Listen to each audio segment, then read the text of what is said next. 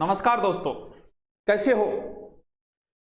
अकबर ने एक बार कहा बीरबल से कि बीरबल ऐसा कुछ लिखो कि जिसे खुशी में पढ़ें तो दुख हो और जिसे दुख में पढ़ें तो खुशी हो। तब बीरबल ने लिखा, ये वक्त गुजर जाएगा, बहुत कुछ गुजरेगा, जरूर गुजरना है, जाएगा। पहले भी महामारियां आई है, आगे भी आती रहेगी, लेकिन ये बहुत कुछ सिखा के जाएगा हमें। आज जो दूसरा स्टेज जो आया है, ये जो दूसरी लहर आई है, इसे डॉक्टर लहर नहीं, इसे सुनामी बोल रहे हैं। इसे आज पूरा का पूरा देश जो है वो इससे लड़ने के लिए खड़ा है। आज हमारी सेनाओं ने मोर्चा संभाल लिया है। आज हमारी सेनाओं ने अपने उपयोग के लिए जो सिलेंडर ऑक्सीजन ले रखे थे वो मानव सेवा के लिए बांट दिया, क्योंकि मानव सहोदरा सर्वे न मानव पतितो भवेत मम दीक्षा मानव रक्षा मम मंत्र समानता। आज पुलिस के जवान जो चप्पे चप्पे पे खड़े हुए, आज उद्योगपतियों ने अपने उद्योग के लिए जो ऑक्सीजन प्लांट बना रखे थे उनमें सिर्फ इसलिए कि मानव सेवा के लिए लगा दिए। आज गुरुद्वारों में जहां लंगरें चला करती थी, उन गुरुद्वारों में लंगर के साथ ऑक्सीजन लंगर भी प्रारंभ हो गए। वो ले जाओ, जिसे चाहिए आवश्यकता उसे ले जाओ। आर्मी के जो रिटायर्ड डॉक्टर थे वो सारे रिटायर्ड डॉक्टर वापस आ गए और मानव की सेवा के अंदर लग गए हैं। बहुत कुछ सिखा के जाएगा ये वक्त हमें। लोगों ने अपना खाना पीना छोड़ के और इसी काम में लगे हुए हैं पूरी की पूरी। हम पूरा देश इस लड़ाई के अंदर खड़ा है। यहां तक कि हमारे जो राष्ट्र है, हमारे पड़ोसी राष्ट्र हो या फिर जिनसे हमारे अच्छे संपर्क हो, उन्होंने हमारी सहायता के लिए आगे आए हैं। लेकिन इस बीच में कुछ ऐसी खबरें आती है कि जिन्हें पढ़ के बहुत बुरा लगता है, लेकिन मानव सेवा की जब पढ़ते हैं सूचनाएं तो उन्हें पढ़ के और भी आनंद आता है। मैं सुबह एक खबर पढ़ी है और पढ़ के इतना अच्छा लगा, ऐसा लगा कि ये वो भारत है जो हम किताबों में पढ़ते हैं। मैं नारायण भाऊराव को प्रणाम करता हूं, उनको भगवान उन्हें अपने चरणों में जगह दे। देखिए उन्होंने क्या कहा। ऐसे लोग, तब लगता है कि ये देश जो है, इस देश में कभी दानवीर कर्ण भी हुए होंगे और इस देश में कभी भामाशाह भी हुए होंगे। जब ऐसे लोगों को देखते हैं तब लगता है, लेकिन बीच में जब खबरें सुनते हैं बड़ा अफसोस होता है। इसके बीच में हमने हिंदू मुसलमान बना दिया इस चीज को, इसे हम कांग्रेस बीजेपी बना के छोड़ दिया। इसे हमने कालाबाजारी शुरू कर दी। हमने दुकानों वाले कालाबाजारी के लगे हुए हैं और सिलेंडरों की। अरे कुछ लोगों ने तो सिलेंडर एडवांस है, जिनकी अच्छी चलती है, जिनके पास पैसे हैं, उन्होंने सिलेंडर जो है बिना जरूरत लेके रख दिए। बोल भी जरूरत पड़ सकती है। अरे जरूरत तो हो सकता है कफन की भी पड़ जाए, वो भी ले लो। बांसडे की भी जरूरत पड़ सकती है, लठ की भी जरूरत पड़ सकती है। 3 ले आओ, 3 बहुत है, 2 साइड में लगे, एक को काट के आगे पीछे लगे, उसकी भी जरूरत पड़ सकती है। मतलब पहले अरे एक सिलेंडर अगर तुमने कालाबाजारी में रख भी लिया तो क्या कर लोगे। एक सिलेंडर 2 घंटे 3 घंटे 5 घंटे दिखाएगा। कम से कम जो बीमार है उनके लिए तो छोड़ दो। इनके लिए जो कालाबाजारी में लगे हुए हैं, एक कहानी छोटी सी। कच्छ के अंदर जो भूकंप आया था, उस भूकंप के अंदर मलबा सारा दब गया था।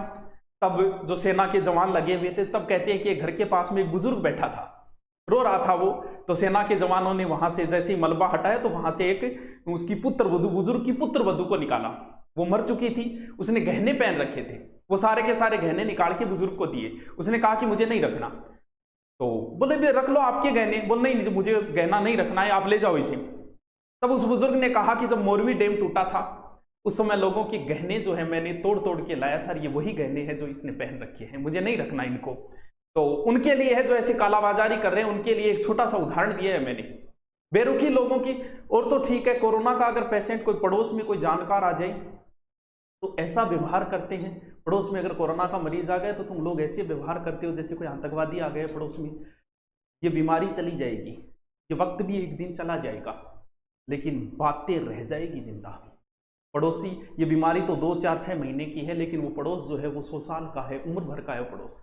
उनसे पूछिए, उनसे पूछने से बीमारी नहीं आएगी। अगर आप उनसे पूछते हो कोई समस्या तो नहीं है, आपके खाने पीने की कोई समस्या है तो हमें बताइए। अरे उनसे इस तरीके का व्यवहार करते हो तुम लोग, वो इस बात को, कोरोना बीमारी को भी भूल जाएंगे, लेकिन तुम्हारी उस बेरुखी को वो कभी नहीं भूल पाएंगे।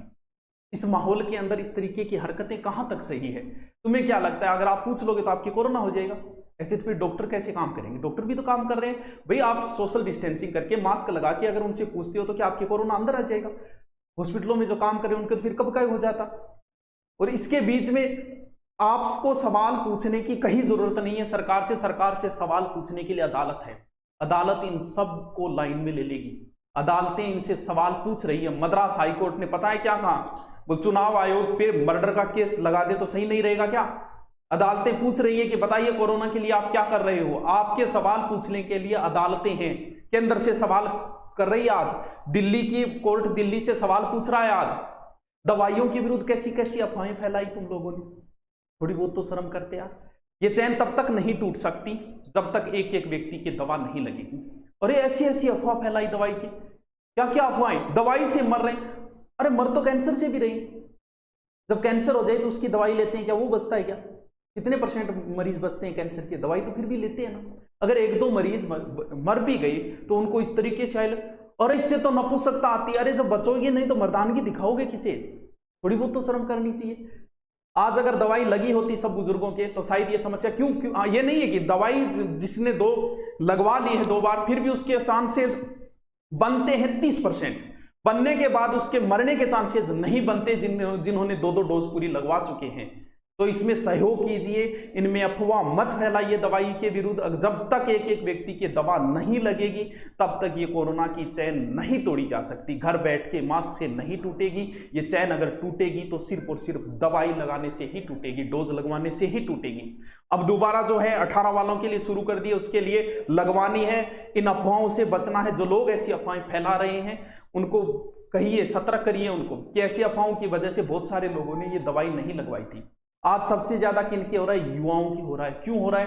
क्योंकि बुजुर्ग लोग जो है जो इतने संपर्क में नहीं आते, युवा ज्यादा संपर्क में। और सबसे ज्यादा जो इस अब दूसरी लहर के अंदर युवा ही सबसे ज्यादा चपेट में आ रहे हैं, क्योंकि ज्यादा ज्ञान जो है वो युवाओं को ही था और उन्हीं को चपेट में ले रहा है, ना कि बुजुर्गों को।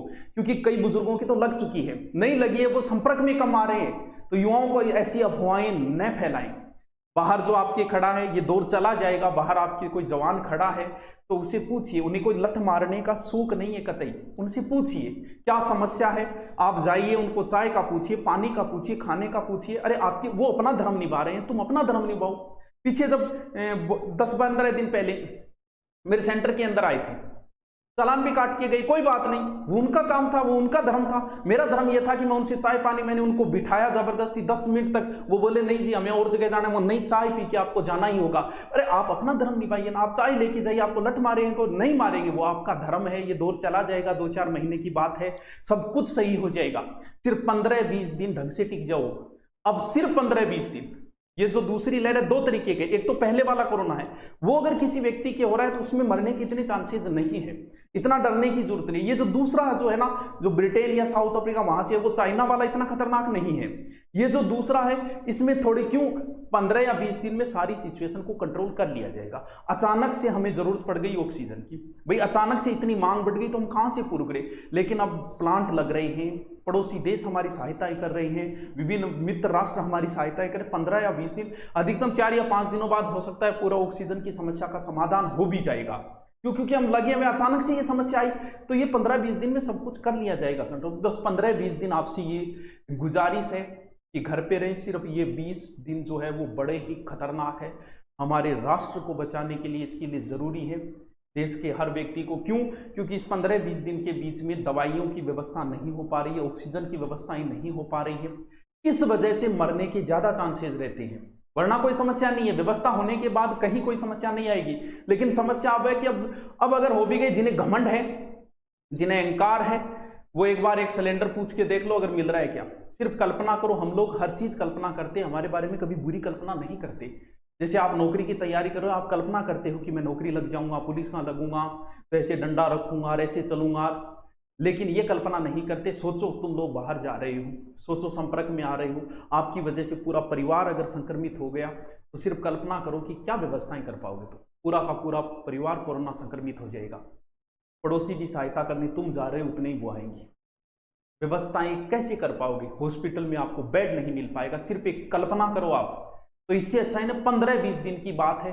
15-20 दिन में सारा सब कुछ सही हो जाएगा, वापस वही दौर आएगा, सब कुछ वैसे होगा। बस 15-20 दिन बाहर अगर जाना हो तो सिर्फ जरूरी काम से जाएं।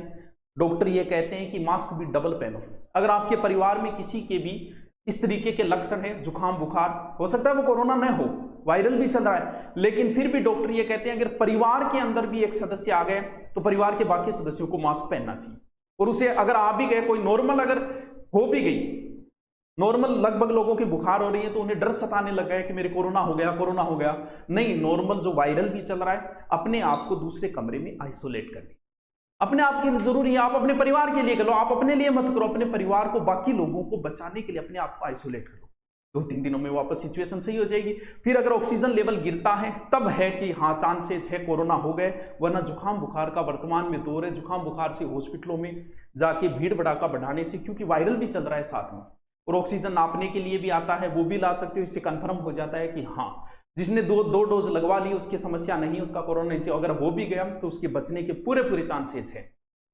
लेकिन जिन्होंने नहीं लगवाई अफवाहों के दौर में आके, उनके साथ अब क्या बीतेगी देख लो। इसलिए दवाई लगाना सख्त जरूरी है, इस चैन को तोड़ने का और कोई तरीका नहीं है। तो अब 18 वालों की लग रही है, सब दवाई लगाएंगे, किसी प्रकार की अफवाहों के अंदर नहीं आएंगे। बाहर जाएंगे तो मास्क पहन के ही जाएंगे, सोशल डिस्टेंसिंग रखेंगे। किसी से जरूरत पड़ी भी मिलने की तो भी सोशल डिस्टेंसिंग से मिलो। तो ऐसे तो डॉक्टर भी कोरोना मरीजों के बीच ही बैठे, वो भी तो मास्क ही लगा रखा है।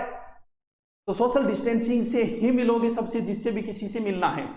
और अगर कोई कह भी दे के बाद शादी विवाह में आना है तो कह दो थोड़ी तबीयत खराब है, वो खुद ही नहीं बुलाएगा।